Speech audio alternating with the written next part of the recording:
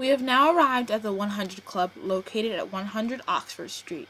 Originally the Feldman Swing Club, the music venue has withstood the test of time, boasting performances that ranged from Louis Armstrong and Ray Ellington to The Clash. However, it was not until the mid-60s that the 100 Club had reached its peak. On September 20 and 21st, 1956, the 100 Club revolutionized the future of the distinctly British punk music scene. It was through their International Punk Festival that the burgeoning punk rock movement was thrust into the mainstream. Here, what are now considered classic punk bands such as the Buzzcocks, Susie and the Banshees, and of course the Sex Pistols, performed at this event, and later the Sex Pistols would record a live album at the club. So what is punk? Is it the type of clothing you wear? Is it the music you listen to? It is the political thought you align yourself with, or is it the attitude you have? Simply put, punk is none of these things and yet simultaneously all of these things. Punk is an expression. Punk is a way of life. It can most accurately be described as a subculture that encapsulates these areas. As John Savage describes the phenomena as punk DNA, not as music or culture or one group, but as a global symbol for youth disaffection, rebellion, sheer trouble.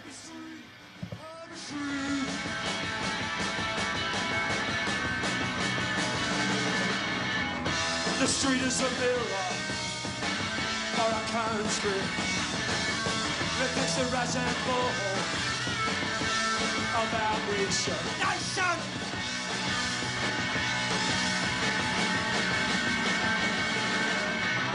The street that was a legend is a mockery, a part of the British tradition. Come down the train.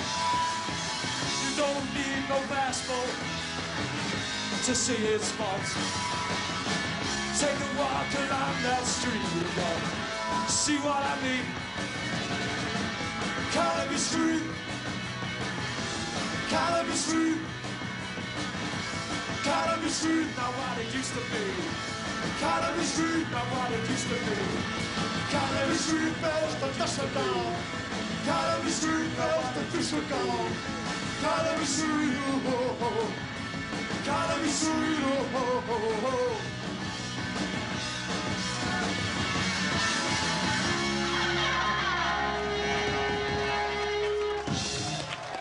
Thank you. You got all sorts of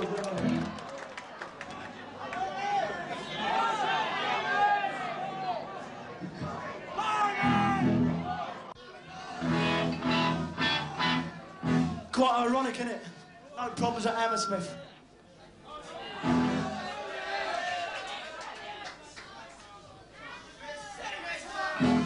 There's a tune you might know. They say there's 1,000 things I want to say to you. But I never right person, you never look a fool. I want to say, I want to tell you about the young ages, about the time the days. You want to say,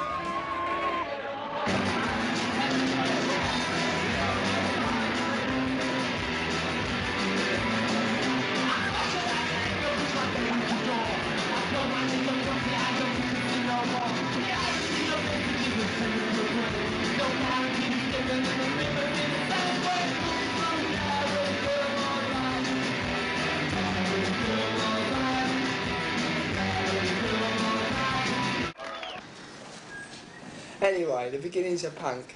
Alright, I'll let him talk, go on. Alright, you let me talk. What was it? Yeah, in London last year, right, there was a pub scene.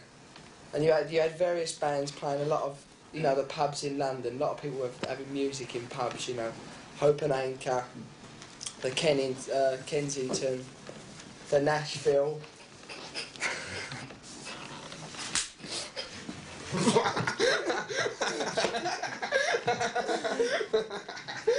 Jim, in or out?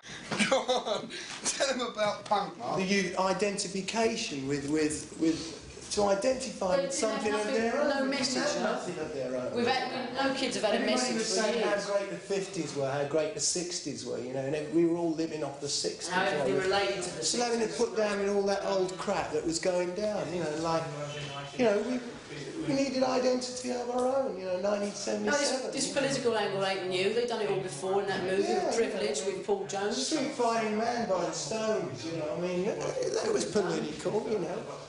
But the point is, we're just, you know, talking about youth again, singing songs about problems of everyday life. Yeah, and people have just been singing songs about science fiction, fantasy, and You know, shit I mean, like that. what relevance is like, oh, I love my baby, you know, and I shagged my bird round the back street, you know, or what relevance is that today? There are problems, you know, which have been pushed underground for too long, which are today, you know, they have to be brought up. People ain't got time to think about the cosmos and the universe, you know, Yeah. when they ain't got any money to live on. You know, The whole Western world's a big joke. to go around, you know, you got 50 pence, you know, just to get a meal or something, go to the movies. It was totally boring, you know, after the hippie era, you know, when like everything was free, man. You know, it was like you could live off that, you know, it was great. It was great to live off that. I used to live off that personally, you know. That scene, you know, that era, you know. But this is it, you know, and I just thought, well, the crap that was going down then, you know. 1 second. The crap that was going down then, you know, was like not relevant to me at all, you know, it was nothing to do with the way I felt, you know, so I thought, right, do it myself, you know. Consequently, you know, the band got together, you know. Let's do something.